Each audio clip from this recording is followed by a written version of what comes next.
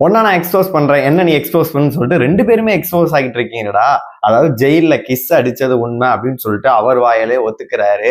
அதாவது அப்ப மட்டும் தெரியுது, இப்ப நீங்க இதை மூடுங்க அப்படின்ற மாதிரி கேவலமா வந்து பாத்தீங்கன்னா 2 பேருமே எக்ஸ்போஸ் ஆயிட்டு இருக்காங்க. எனக்கு பாருங்களேன், 2 பேரும் எக்ஸ்போஸ் ஆகி 2 பேரும் வெளில போயிருவாங்க. கடைசியில பார்த்தா விக்ரமும் அந்த மிச்சர் சாப்பிட்டுட்டு இருந்த எல்லாரும் பாத்தீங்கன்னா கிராண்ட் ஃபினாலே போறாங்க. ஏன்னா இப்போ ஃபர்ஸ்ட் நாள் போட்டியிலே வந்து பாத்தீங்கன்னா இவங்க ஜெயிச்சுட்டாங்க, சுபிக்ஷா. அடுத்த நாள் இப்ப நாளைக்கு நடக்கக்கூடிய போட்டியில வந்து பாத்தீங்கன்னா, அதாவது இன்னைக்கு நடக்கக்கூடிய போட்டியில இருந்து சாண்ட்ரா ஜெயிக்கிறதா சொல்லப்படுது. ஒரு கேமுக்கு வந்து பாத்தீங்கன்னா ஒரு போட்டிக்கு 10 பாயிண்ட் கிட்ட கிடைச்சிட்டு இருக்கு. என்ன நடக்க போகுது, திவ்யா கடைசி வரைக்கும் பாத்தீங்கன்னா டஃப் ஃபைட் கொடுத்துருக்காங்க அப்படின்னு தகவலுமே வந்திருக்கு. எல்லாத்தையுமே நம்ம ஃபுல்லாவே பார்த்தலாம். ஹாய் மக்களே, நான் உங்க ஷாம். நிறைய பேர் வீடியோ பாக்குறீங்க, லைக் பண்ணாம பாக்குறீங்க. லைக் பண்ணிட்டு பாத்தீங்க அப்படின்னா ரொம்பவே சந்தோஷமா இருக்கும். ஹைப் இருக்கும், ஹைப்பை கூட தட்டி விடுங்க. டேய் விக்ரம், தயவு செஞ்சு அவனுக்கு ஏதாச்சும் ஆஸ்கார் அவார்டு எதுவும் கொடுங்கடா. அந்த ஆஸ்கார் அவார்டு கூட ட்ரம்ப்புங்கிற மாதிரி ஏதாச்சும் கொடுத்து துவங்கடா. காலையிலே ஆரம்பிச்சிட்டாங்க. அவன் காலையிலே கேமரா முன்னாடி போயிட்டு பேச ஆரம்பிச்சுட்டு வாய் பேசுறவங்க எல்லாம் இருக்காங்க, யாரோ இருக்காங்க. கனி இங்க இல்ல, அமைத்து இருப்பார் நினைச்சு, இல்லவே இல்லை. எனக்கு புரியவே இல்லை. இளவு வீட்டுல கூட இப்படி எழுவ மாட்டாங்களா யாராச்சும் போட்டு? என்னடா ஆச்சு, போக வேண்டியதான் நீனும் கதவை திறந்து சாண்ட்ரா மாதிரி குதிச்சு அப்படின்ற மாதிரிதான் பாத்தீங்கன்னா கனி வந்து டாப் 5ல வந்திருப்பாங்களாம்.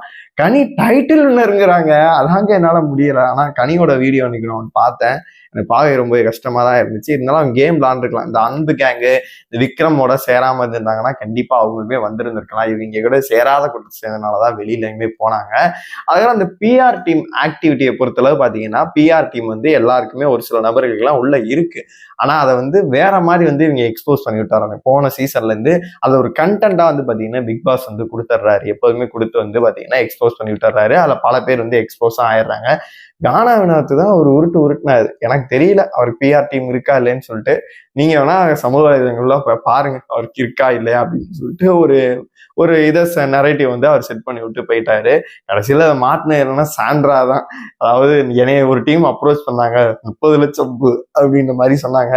கடைசியில அவங்கள வச்சு செஞ்சு விட்டாங்க. அப்ப அந்த பேட் டச் பிரச்சனைகள் ஆரம்பிக்குது. அங்க ஆரம்பிச்ச இது போகுது போயிட்டே இருக்கு.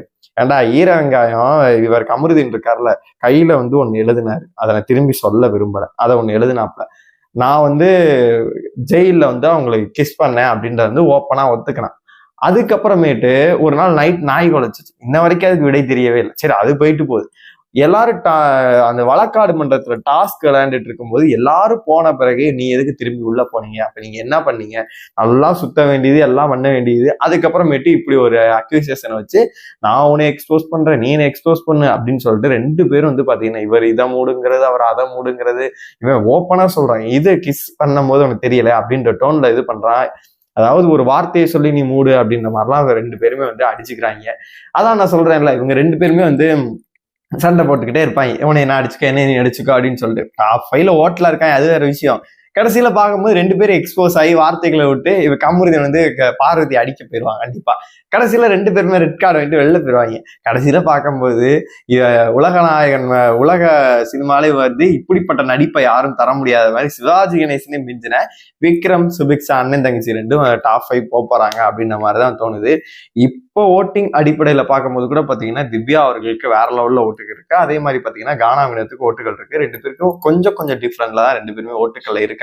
ஏன் அப்படின்னா கானா வினோத் வந்து இன்னைக்கு கூட பாத்தீங்கன்னா சுபிக்ஷா வந்து ஒரு விஷயத்த வந்து போட்டு உடைச்சாரு. அந்த பொண்ணு ஒன்று சொல்ல வருது, அது அதே தான் சொல்லிக்கிட்டே இருக்கான். அது வேற விஷயம், சொல்லிக்கிட்டே இருக்கான். ஒன்று சொல்ல வராங்க, எல்லாரும் அமைதியா இருக்காங்கல்ல, நீ அந்த இதை மட்டும் வச்சு இது பண்ணாத அப்படின்னு சொல்லிட்டு அந்த இதே அவமானப்படுத்துற மாதிரி ஒரு ஸ்டேட்மெண்ட்டை போடுறாரு. அதனால என்னை பொறுத்தளவு ஓட்டுக்கள் என்பது அவருக்கு குறைவாக போகுது, அடிவில போகுது. ஏன்னா நேற்றுமே நான் சொல்லியிருந்தேன், அவருக்கு வந்து தேவையில்லாத வார்த்தைகளை விடுறாரு, அதனால தேவையில்லாம வந்து பார்த்தீங்கன்னா டவுன்ஃபால் ஆகும்னு சொன்னேன். இன்னைக்கு அதே தான் பண்ணிட்டு இருக்காரு. கமருதீனுக்கு தேவையில்லாம ஒரு சில சப்போர்ட் பண்றாரு. இப்ப பரவாயில்லாத மாதிரி போயிட்டு இருக்கு அப்படின்னே சொல்லலாம். அதனால வெயிட் பண்ணி பார்க்கலாம் என்ன நடக்க போகுது அப்படின்னு சொல்லிட்டு. அதுக்கப்புறமேட்டு பாத்தீங்கன்னா டிக்கெட் டு ஃபினாலேயோட டாஸ்க் வந்து முதல் டாஸ்க் வந்து இன்னைக்கு நடக்குது. போன தடவை வந்து விளக்கு பல்பை பிடித்து கொண்டு நிக்கணும், லைட் ஆஃப் ஆச்சு அப்படின்னா நீங்க வந்து வெளியேற்றப்படுவீங்கன்னு சொல்லிட்டு போச்சுல. அதே மாதிரி இந்த தடவை பாத்தீங்கன்னா கட்டையை வந்து மெஷர்மெண்ட் வந்து அளந்துட்டு போனாங்க, யாராவது எவ்வளவு ஹைட்டுன்னு சொல்லிட்டு. அதுல பார்க்கும்போது முதல் ஆளாக வந்து பாத்தீங்கன்னா சாண்ட்ராவால தாக்கு பிடிக்கும்ல, இறங்கி வெளில ஓடிட்டாங்க. அப்புறமேட்டு விக்கல் சிக்கர் நான் நேத்தே ஒரு விஷயம் சொல்லியிருந்தேன்ல, நீ வேணா டிக்கெட் ஃபினால டாஸ்க பாரு, விக்கல் சிக்கர்னா ஒரு டாஸ்க் கூட ஒழுங்கா பண்ண முடியாது. அவங்க வீட்டுல இருந்து சொல்லிட்டாங்களாம், நான் இனிமேல் கத்துனா இருக்க போறேன் அப்படின்னு சொல்லிட்டு ஏதோ ஒரு எக்ஸ்போஸ் ஆயிட்டு இருக்காரு தலைவன். அதனால என்னை பொறுத்த வரைக்கும் இனிமேல் கத்தி நம்ம ஜெயிச்சிடலாம் அப்படின்ற ஒரு விஷயத்த வந்து சொல்லிட்டு இருக்காப்ல.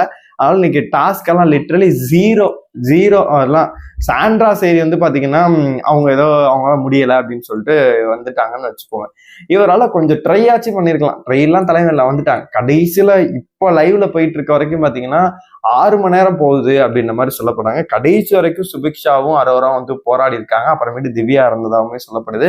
கமருதீனுமே பாத்தீங்கன்னா டஃப் ஃபைட் கொடுத்துருக்காங்க. இல்ல பார்வதியுமே பாராட்டியாகணும். இவங்க தான் பாத்தீங்கன்னா 1 மணி நேரத்துக்கு மேல வந்து நம்ம ஷோல பார்க்கும்போது எல்லாம் வந்து டஃப் ஃபைட் கொடுத்தாங்க அப்படின்னு சொல்லலாம். இன்னைக்கு டாஸ்க்ல வந்து பாத்தீங்கன்னா ஒவ்வொருத்தருக்கும் வந்து ஃபர்ஸ்ட் வெளியேறவங்களுக்கு 1 மதிப்பெண், அப்புறம் 2 அந்த மாதிரி பார்க்கும்போது இப்ப சுபிக்ஷாக்கு வந்து பாத்தீங்கன்னா 9 மதிப்பெண்கள் கிடைக்க போகுது. அதே மாதிரி பாத்தீங்கன்னா அரோராக்கு வந்து 8 மதிப்பெண், அதுக்கப்புறம் திவ்யா இருந்தாங்கன்னா அவங்களுக்கு வந்து பாத்தீங்கன்னா ஒரு 7 கிடைக்கும். அப்புறம் பார்வதி இருந்தாங்கன்னா அந்த மாதிரி மதிப்பெண்கள் அதிகம். இப்ப லீட் எடுத்துட்டு போறது யாரு அப்படின்னு கேட்டீங்கன்னா சுபிக்ஷா தான். நாளைக்கு இன்னொரு டாஸ்க்ல வந்து பாத்தீங்கன்னா சாண்ட்ரா ஜெயிக்கிறதா சொல்றாங்க. அவங்க இன்னைக்கு விட்டதை பிடிச்சிட்டான்னு வச்சுக்கோங்க. சப்போஸ் ஒரு 2 டாஸ்க் வந்து 8 எடுத்துட்டாங்க அப்படின்னா 16, 17 வந்துட்டாங்கன்னா கன்ஃபார்ம் ஜெயிச்சிருவாங்க. இந்த டிக்கெட் ஃபினால் டாஸ்க்ல வந்து பாத்தீங்கன்னா 16, 17, 15 இந்த மாதிரி எடுத்தாவே வந்து கன்ஃபார்ம் வந்து வின் ஆயிடலாம். என்னை பொறுத்த வரைக்கும் இவனுக்கு காப்பாற்றலாம் பார்க்கும்போது சுபிக்ஷாவுக்கும் கொடுப்பாங்களோ அப்படின்ற மாதிரியும் தோணுது. அப்புறம் இன்னைக்கு தானே தலைவன் விக்ரம் அவர்கள் சரியான எக்ஸ்போஸ் ஆனாப்ல. இன்னைக்கு வேர்ட்ஸ் எல்லாம் சில்லறத்தனமா இருக்கு எனக்கு பார்க்கும்போது. ஃப்ராடு, கோலை. ஆனா திவ்யா நீ பேசு, என்ன சொல்லிட போற அப்படின்னு சொல்லிட்டு லெஃப்ட் ஹேண்ட்ல ஹேண்டில் பண்ண இதெல்லாம் அவனை செருப்பா அடிச்ச மாதிரி. ஏன்னா நேற்று ஒரு பிரச்சனை போயிருக்கு. அந்த விஷயத்த நான் பதிவு பண்ணி நான் எக்ஸ்போஸ் பண்ணும். என்னோடது நாமினேஷன் பண்றப்ப இதெல்லாம் நான் கொட்டுவேன் அப்படின்னு சொல்லிட்டு தன்னோட வன்மத்தை எல்லாமே கொட்டிக்கிட்டு இருந்தாப்ல. ஆனா திவ்யா வந்து வன்மத்தெல்லாம் கொட்டவே இல்லை.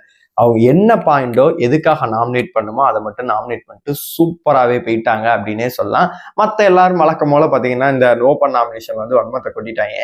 இந்த வாரம் தலை வந்து யாருமே கிடையாது, கமருதீன் தான் கடைசி தலை அப்படின்ற மாதிரியுமே சொல்லிட்டாரு பிக் பாஸ்.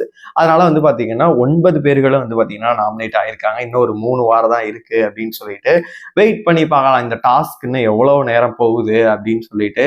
இப்போ ஓட்டுக்கள் அடிப்படையில் வந்து திவ்யாவுக்கு வந்து தாறுமாறான ஓட்டுக்கள் வந்துட்டு இருக்கு. பார்த்தீங்கன்னா வினோத் அவர்களுக்கு வந்து பாத்தீங்கன்னா ஓட்டுக்கள் வந்து சரிய ஆரம்பிச்சிருக்கு அப்படின்னே சொல்லலாம்.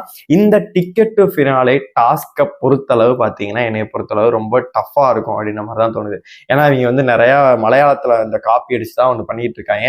நாளைக்கு டாஸ்க் எல்லாம் வந்து பாத்தீங்கன்னா இன்னைக்கு டாஸ்க் வந்து ரொம்பவே டஃபா இருக்கும் அப்படின்ற மாதிரியுமே பேசப்படுது. வெயிட் பண்ணி பார்க்கலாம் டாஸ்க் எல்லாம் எப்படி இருக்க போகுது அப்படின்னு சொல்லிட்டு. நான் சொன்ன மாதிரி மற்றவனை எக்ஸ்போஸ் பண்றேன்னு சொல்லிட்டு இவங்க எல்லாரும் பார்த்தீங்கன்னா எக்ஸ்போஸ் ஆகிட்டு இருக்காங்க. சன்னமா வந்து பார்த்தீங்கன்னா திவ்யாவோட ஓட்டுக்கள் வந்து எகிரி போயிட்டு இருக்கு அப்படின்னு சொல்லலாம். மற்ற ஒரு சில ஓட்டுக்கள் வந்து குறைஞ்சிக்கிட்டே இருக்கு அப்படின்னே சொல்லலாம். இதுல எனக்கு என்ன அப்படின்னா சபரியா இருக்கட்டும், ஒரு சில நபர்களுக்கெல்லாம் ஓட்டுக்கள் என்பது இல்லை. ஆனா அவங்க எல்லாம் சைலண்டா அடியே உள்ள போறதை பார்க்கும்போதுதான் ரொம்பவே காமெடியா இருக்கு அப்படின்னே சொல்லலாம். நீங்க சொல்லுங்க, உங்களை பொறுத்த வரைக்கும் இந்த டிக்கெட் ஃபினால யார் ஜெயிச்சா நல்லா இருக்கும்? இந்த சீசன்ல உங்களோட சப்போர்ட் யாருக்கு? மறக்காம கமெண்ட் பாக்ஸ்ல சொல்லுங்க.